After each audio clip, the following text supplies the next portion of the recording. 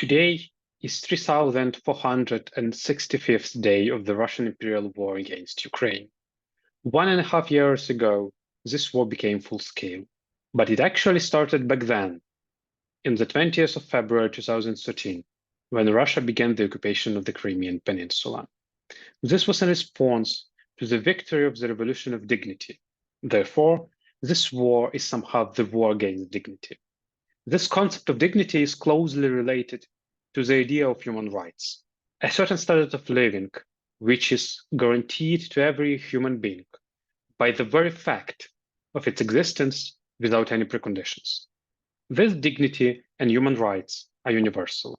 This means that if somebody may be deprived of their rights, then nobody is safe enjoying these rights.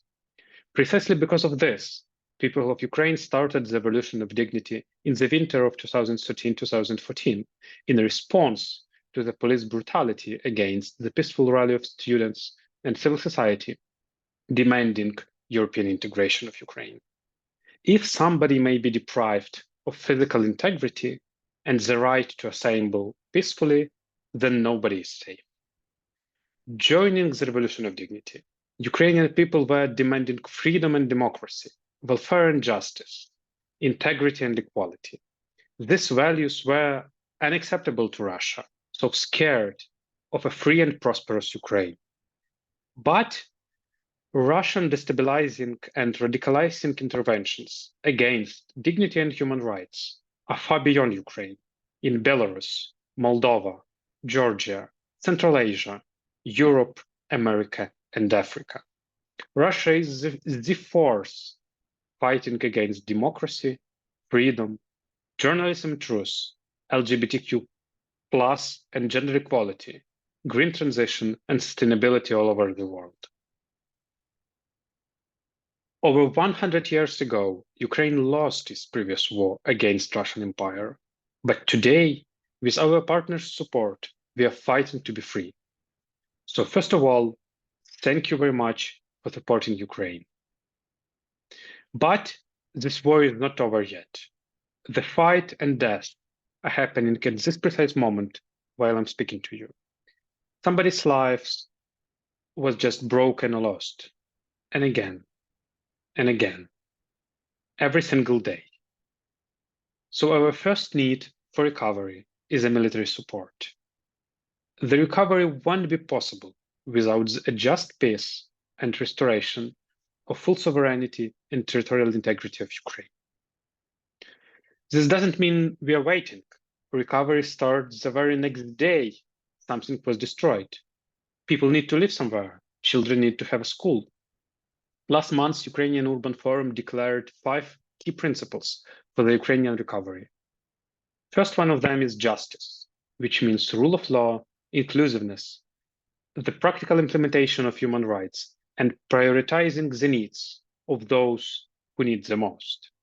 Second principle is participation, which means involvement and consideration of the needs of various social groups and stakeholders in the development and implementation of public policies as program, with a particular focus of transparency, as well as properly and timely informing of people about anything the government doing.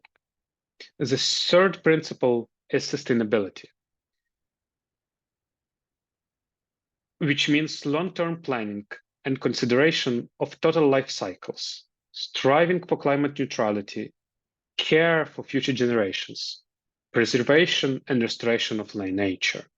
The next one is subsidiarity, which means solving problems at the lowest possible level of government, where it can be done efficiently and effectively.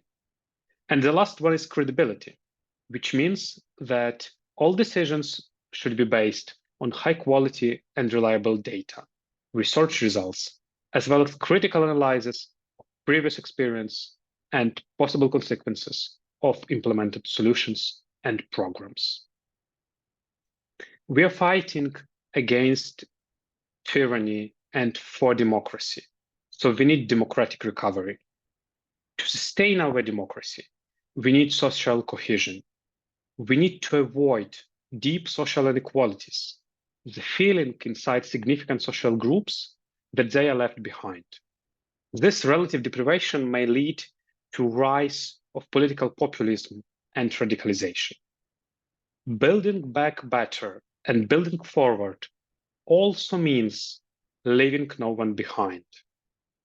In housing, this means affordability and a system of low-profit and not-for-profit housing that is nearly inexistent now in Ukraine.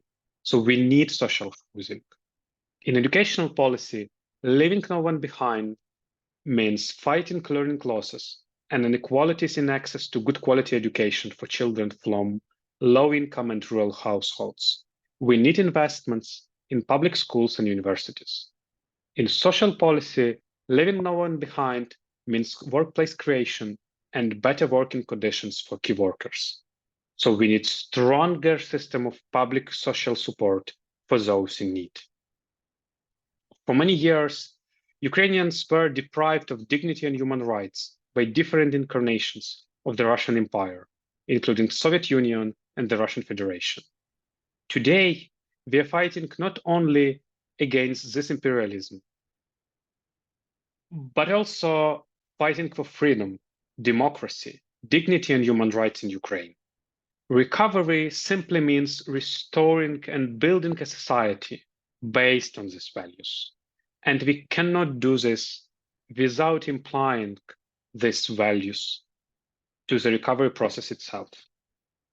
The mutual aid and mutual support mobilized people and communities all across Ukraine to fight back, volunteer, and assist each other in response to Russian aggression. This fundamental respect for every human being, this support and solidarity is the basis of our strength. This also is the cornerstone of our future. Once again, thank you so much for your support of Ukraine.